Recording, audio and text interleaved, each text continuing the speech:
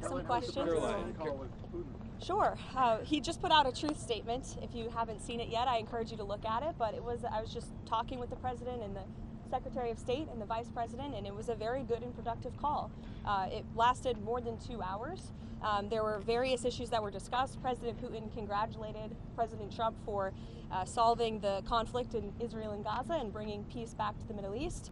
He also thanked the First Lady for her efforts to bring back children and save children in this brutal conflict.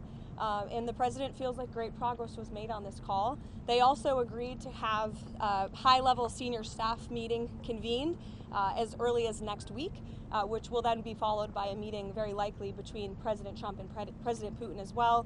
They talked about Budapest as being a location for that. So as you all know, President Zelensky is coming to the White House tomorrow, so these discussions will continue. And frankly, I think the president deserves great credit. He literally just got off of a trip to the Middle East where historic peace and accomplishments, seeing the hostages return out of Gaza. These are major foreign policy accomplishments that so many people around the world thought could never be achieved.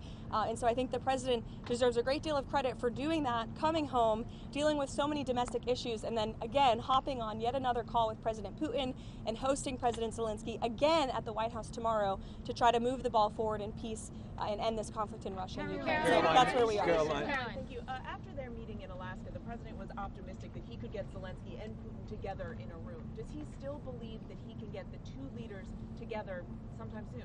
I think he thinks it's possible, and he would, of course, love to see that happen. But right now, there were discussions and plans are now being made for the Russian side and our folks, led by Secretary of State Marco Rubio, to meet, and then for President Putin and President Trump to perhaps meet again. But I don't think the president has closed the door on that at all, Mary. Caroline, you said in Hungary, possibly when? Well, this call literally just happened, so we will provide you with more details as soon as we can, I promise. On that call, did Vladimir Putin commit to sitting down with President Trump and President Zelensky?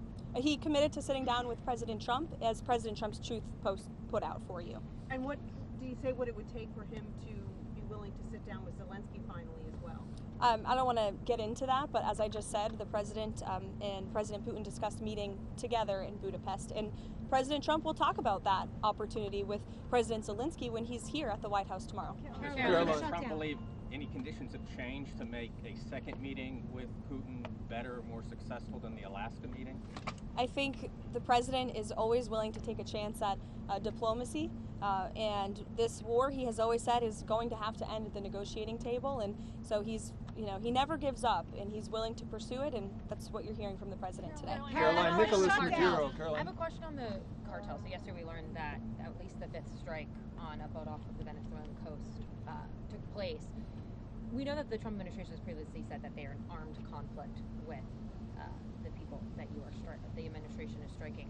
Who are these people? And don't you think not only the people, the American people, but lawmakers deserve to know who they are? Narco terrorists who are trafficking drugs illegally to the United States of America. That's who we're in a conflict with. And the president's been very clear, and he's been very transparent about these strikes, releasing classified video, unclassifying that video, declassifying it rather for all of you to see, and to let the public and lawmakers know with each of these strikes. And there should be no surprise for this. The president campaigned on using every lever of power to go after the drug cartels who have been trafficking illicit poison into our country for far too long. And you heard the president speak about this yesterday. There was a question about why not just use the Coast Guard to grab these boats and grab the drugs on them. That's been going on for years and years, and the drug epidemic in this country has not gotten any better. The cartels have only gotten more powerful. So the president is taking these unprecedented steps, and it's making a real impact. We are seeing less boats with lots of drugs coming into the shores of the United States of America as a result of these successful strikes, and I think the American people can expect them to continue. Caroline, Nicholas Maduro. Change up of leadership at the IRS, specifically putting some of Trump's main allies into leadership positions in the Criminal Investigations Division. There's reports that George Santos is on the list to be investigated. Is there anybody else that you know of that is being looked at or being mentioned of being looked at? Not to my knowledge, no. You'll have to reach out to the Department of Treasury. Nicholas Maduro. Does President Trump believe, Nicholas Maduro, the president of Venezuela, does President Trump believe his days are numbered there? think President Trump believes that Nicolas Maduro is an illegitimate president leading an illegitimate regime that has been trafficking drugs to the United States of America for far too long.